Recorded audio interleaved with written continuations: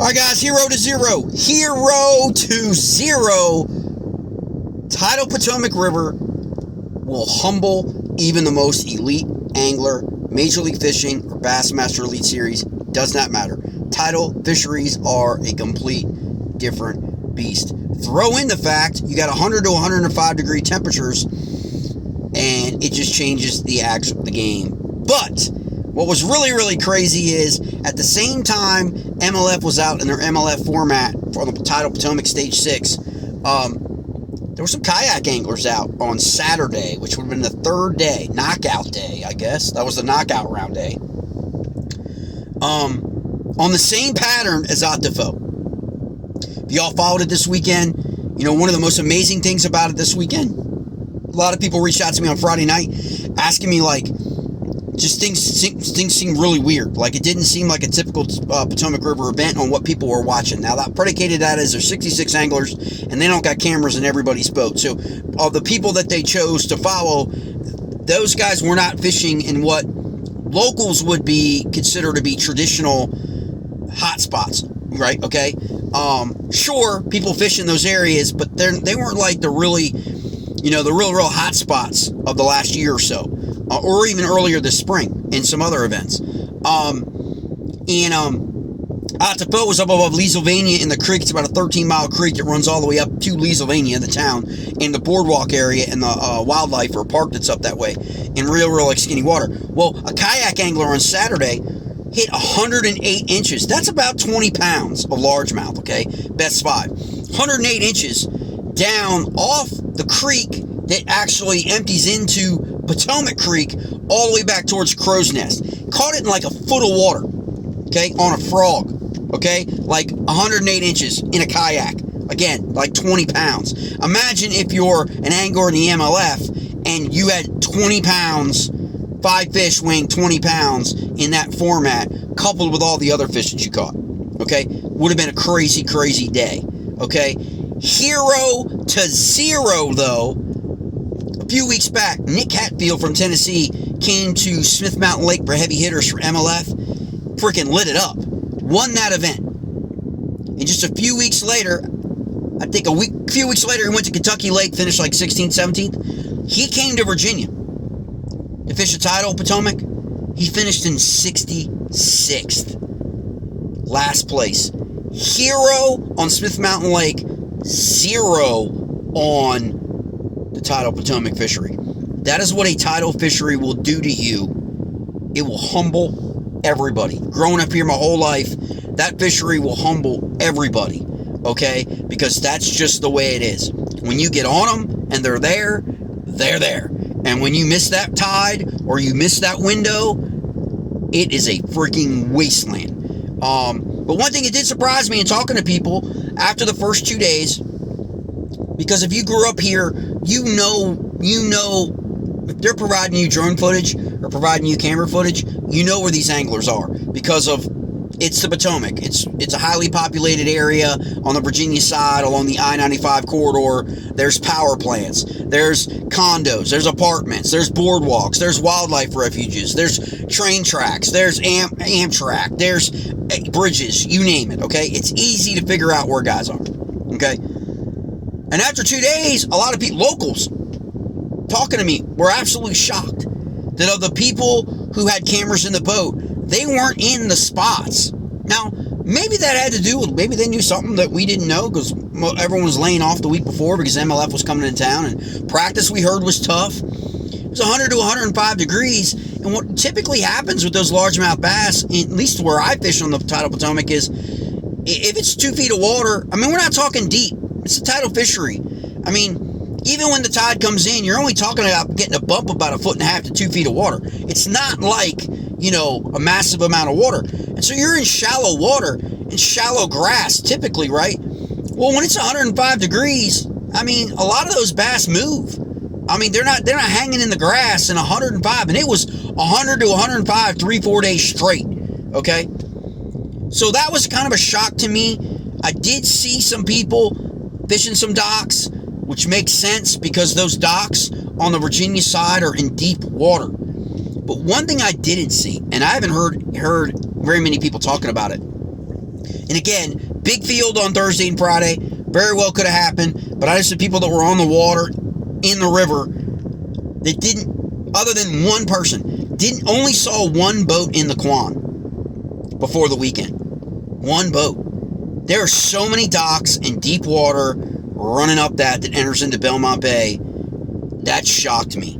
That individuals didn't see more than one MLF competitor fishing the Quan. Because it empties right out into Belmont Bay. There's some grass flats out there, some great fishing out there. Can be when the fish are there. But a lot of times those fish will move up and get up underneath those docks. These are big docks, okay? These are big hull boats, okay, that get laid up at those docks, okay?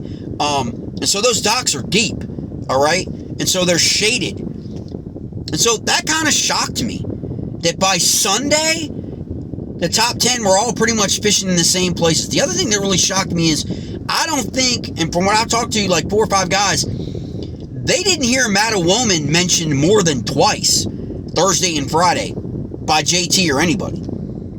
And Mattawoman is a very well-known destination creek on the Maryland side, as well as Piscataway, up towards Fort Washington. So, like, it all is predicated on who they choose to put a camera in the boat or who they choose to follow by the drone. But that was kind of surprising to me, and I don't remember hearing him mention it. Some of the footage alluded to maybe possibly Poche did some things in Mattawoman with the drone shots. Looked very, very similar, but it also looks very, very similar to Powell's Creek, which is also a very, very popular place to run after the tide is up into Powell's Creek. You get stuck back there, you're shit out of luck. And low tide, for sure, because it'll drop on right out of there. But if you get in there and you time it right, that's always a popular creek, always wins tournaments. And then the other thing was, the last 2 years, I really think that some of these competitors are kind of falling back on, years past, when they've come 5 or 6 years ago. Remember, Bass Pro Tour wasn't on the Potomac for a bit. Because not many made the run up to DC.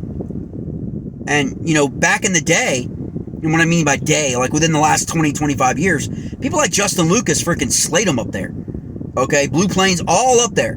And there's tons of spots. The spoils, there's tons of areas up there with lots of bass. And it seemed like they all pretty much avoided, at least from the coverage, they made it out to sound like guys were just fishing the middle river of the Potomac during the event over the course of the 3-4 days, and no one really made that run. Now, maybe some did in practice, and they just didn't find anything. But usually in June, maybe because it was the end of June, maybe because it was 100, 105 degrees, but those areas are usually pretty good areas. There's lots of docks up there near Fort Washington and all the way up, well above Leesylvania, and Mason Neck and places like that, that with structure on those walls up in DC where bass are on, man. And so that was really, really surprising. But again, a lot of anglers can fall back sometimes on where they were successful in years past. For locals, Nanjeboy Creek has kind of been no grass for a couple years. For about 5 years, it didn't really seem to have any grass. It was all like dirt, sand bottom. Grass has kind of come back there, but it doesn't nearly measure up to the Virginia side in terms of grass and Aquia and Potomac and Powell's Creek and places like that. But it was really surprising that a lot more guys didn't go and hang on those docks and the deep water terminals and those deep water areas, after being 100 degrees. But it is, man, Ottafo, all the way back to back creek up towards Leesylvania. And then that kayak angler went all the way back. He could have launched at canoes at Crow's Nest for all I know. But he was back there, within 300 yards of Crow's Nest, in the pads and in the grass, throwing a frog and friggin' 108 inches, man. And another kayak reportedly had 98 inches on Saturday. So crazy, but that's what a tidal fishery can do. When you get this MLF format, it's hard because it's every fish pretty much with a certain size counts. It's not best 5. You know, wonder what that tournament would have been like, not taking it away from Out Defoe, an awesome event, but wonder what that tournament would have been like if it was a best 5 limit tournament in those conditions.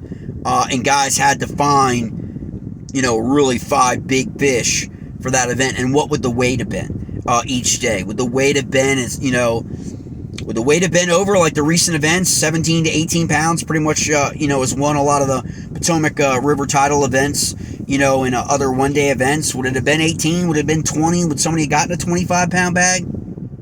Those are the kind of things that always get out there. We always talk about, But congrats to Out Defoe. I mean, he freaking laid it down. He went where nobody else was going, all the way back, and it held up for him for 3-4 days. And that's the thing. I think Keith Beauchet's bite kind of tapered off as the event went on and on and on.